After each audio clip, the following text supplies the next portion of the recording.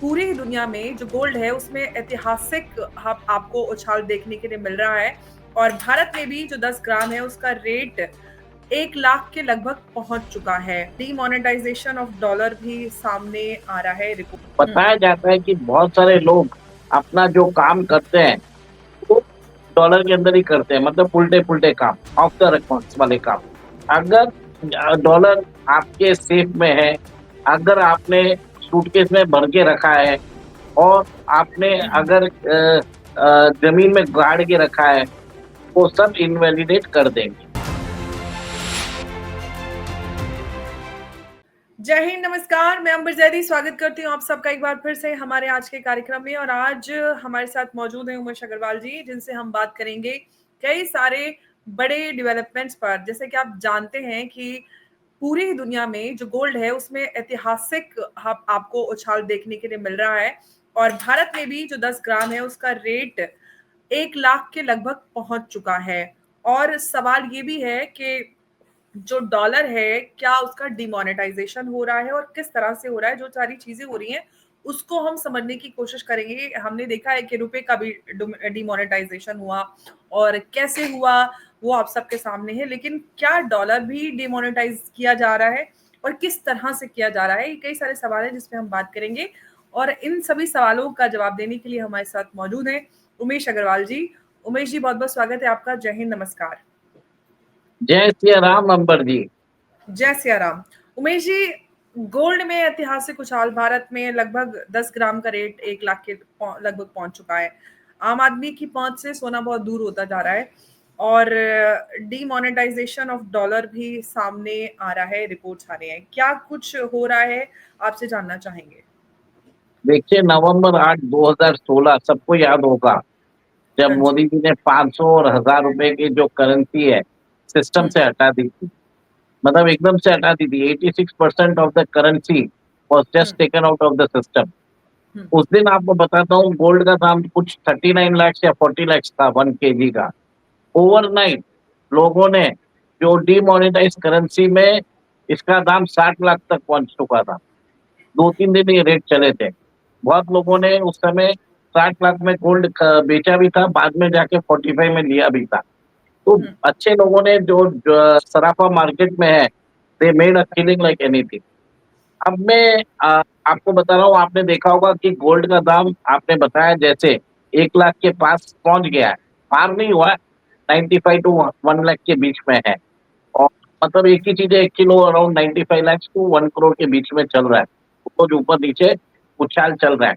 और dollar terms में it is around 3300 ounce. और आपने सिल्वर का भी देखा होगा कि सिल्वर भी लाख के पास पहुंच चुका है। तो एक चीज देखिए कि अब क्या हो रहा है कि यूएस ने एक नया एक्ट निकालने वाला है। उसमें बताया जाता है, उस एक्ट का नाम है global corruption accountability and dollar sanitization act.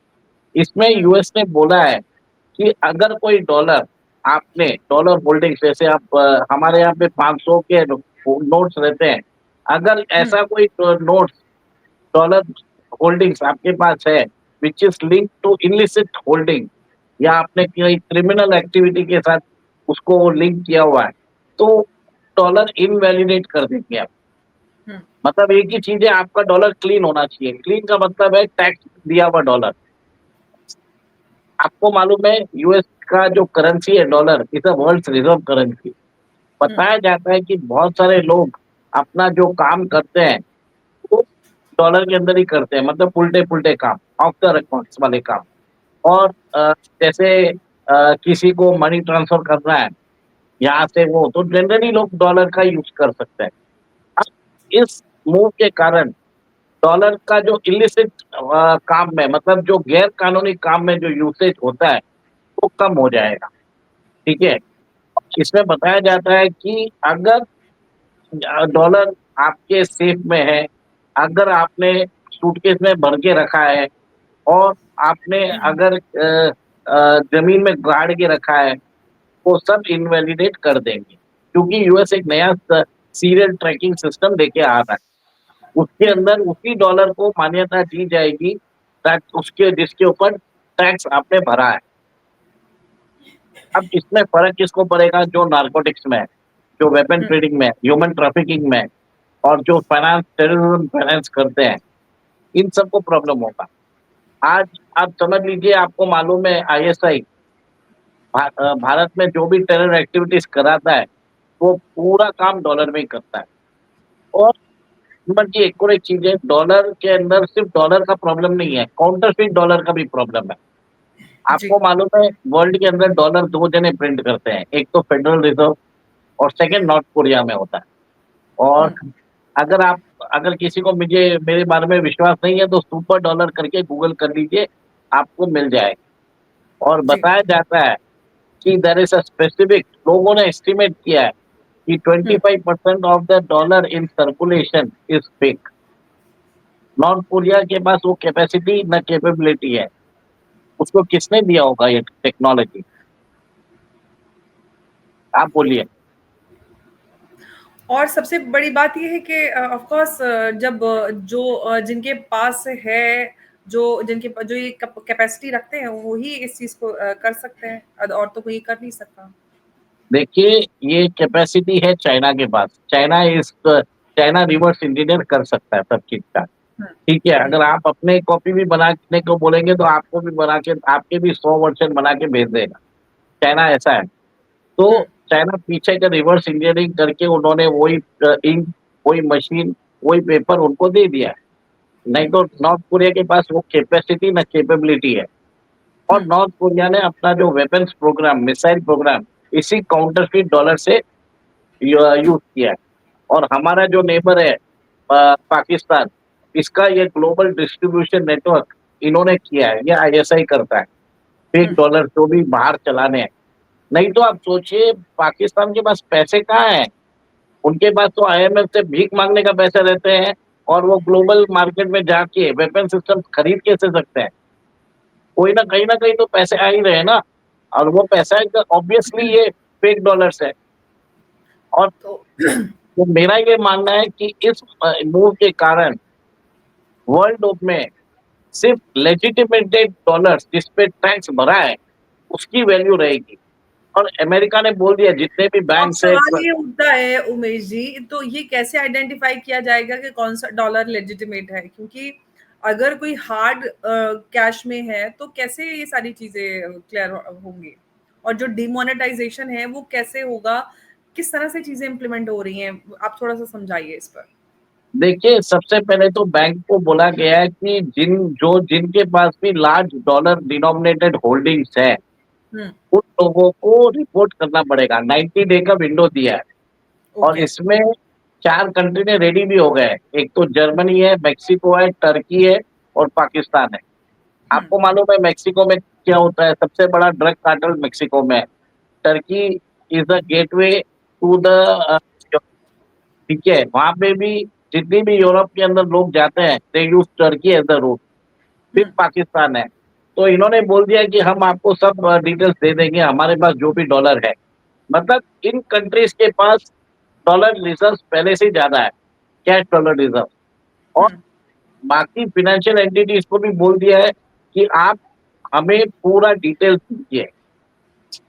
ऐसा रहेगा कि और एक नया सिस्टम भी निकाल रहे हैं, डॉलर ट्रैकिंग सिस्टम।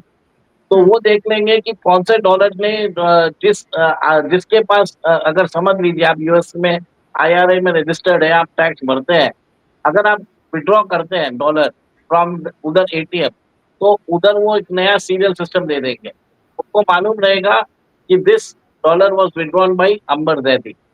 तो वो कुछ ना कुछ तो कर ही रहे हैं उसके हिसाब से। तो हुँ। ट्रैकिंग आ जाएगा उसका। और जो डॉलर ट्रैक नहीं हुए हैं और यूएस ट्रेज़री के पास रजिस्टर्ड नहीं है, उसको ऑटोमैटिकली कुछ दिनों बाद इनवैलिडेट कर देंगे। मतलब आपका जो डॉलर है इट विल बी वर्थलेस। तो ये ये कहा जाए कि चोरी-छुपे डॉलर का डिमोनेटाइज़ेशन हो रहा है, खुलकर क्यों नहीं किया जा रहा है? जैसे कि भारत ने क्या अनाउंस किया कि डिमोनेटाइज़ेशन हो गया।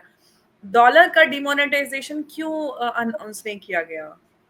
क्या देखिए आपको रीज़न? मालूम देखिए आपको मालूम है 2000 के नोट कैसे निकाले गए थे? फेस मैनर में, जी। टाइम किया गया था। तो ये यूएस भी अभी क्या कर रहा है, वो बोलता है कि मोदी जी जैसा शॉक नहीं देते हैं, धीरे-धीरे से सबको बोल देते हैं कि भैया आप एक काम करिए, आपके पास डॉलर होल्डिंग है तो आप डिक्लेयर कर दीजिए, उसके ऊपर टैक्स भर दीजिए, ठीक है?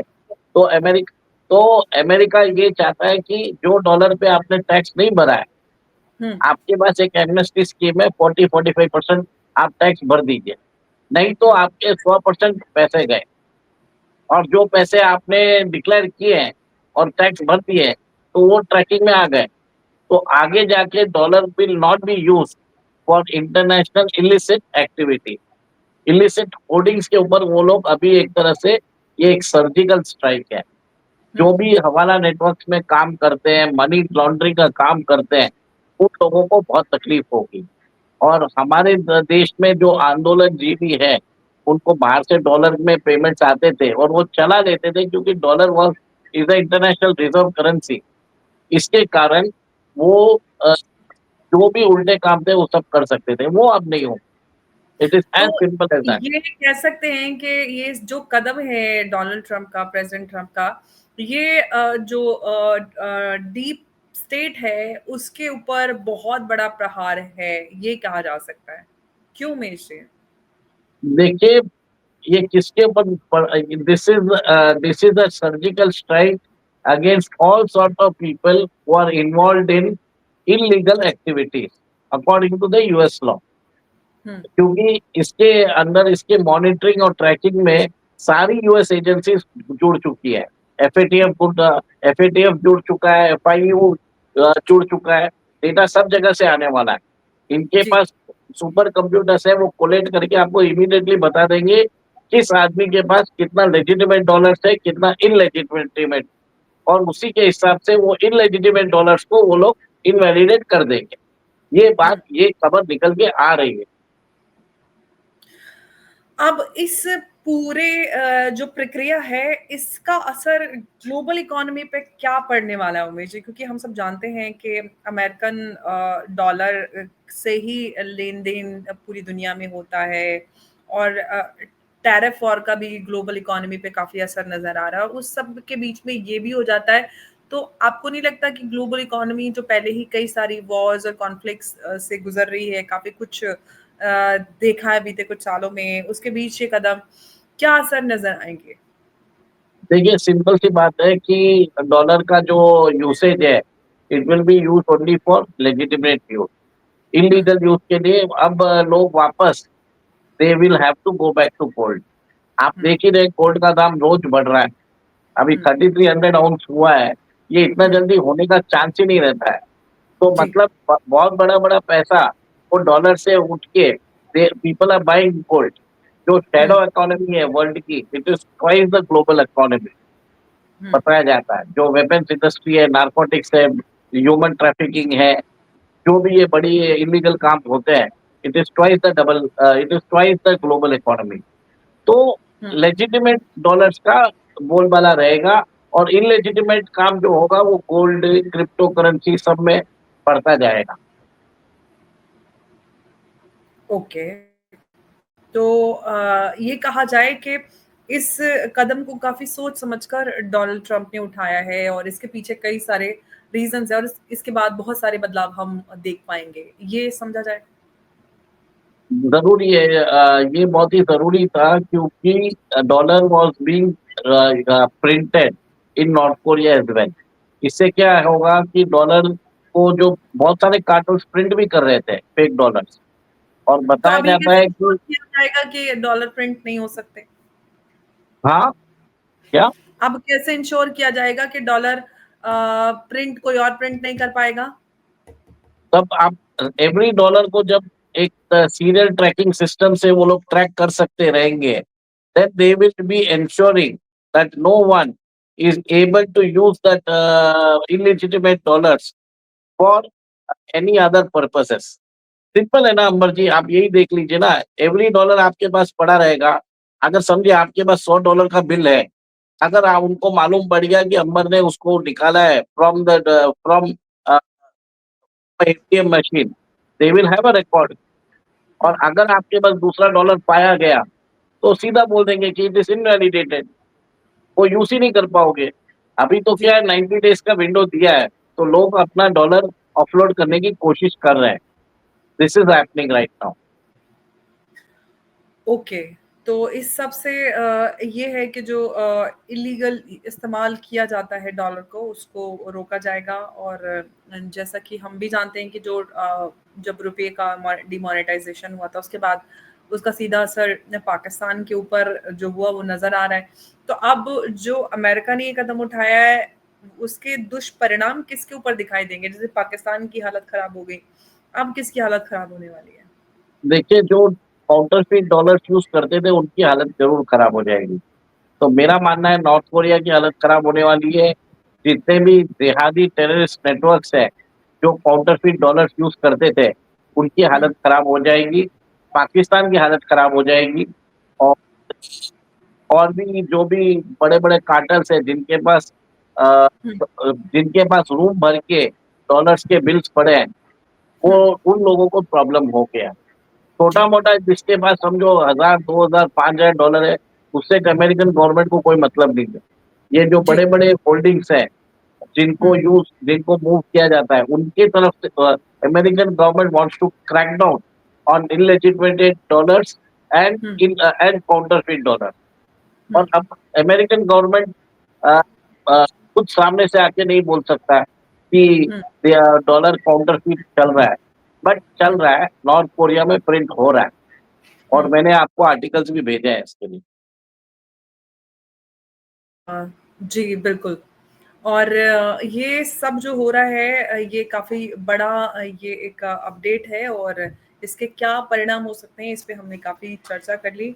और यूनाइटेड स्टेट की अगर हम बात करें तो वो प्रेसिडेंट ट्रम्प जब से आए हैं, उन्होंने काफ़ी बड़े-बड़े फैसले लिए हैं। उसमें से कई सारे ऐसे फैसले हैं जो टैरिफ ही अगर उसको उठा लें तो उसी से ग्लोबल इकोनॉमी चरमरा गई है और उसका असर ऑफ कोर्स अमेरिका भी पर भी पड़ेगा। और हम अगर भारत और चाइना चाइना की बात करें तो चाइना और अमेरिका तो इस टैरिफ वॉर वॉर में आमने-सामने हैं, लेकिन कई सारे सवाल ये निकल कर आते हैं कि इससे भारत पर क्या असर पड़ेगा? आप क्या कहते हैं इस पर?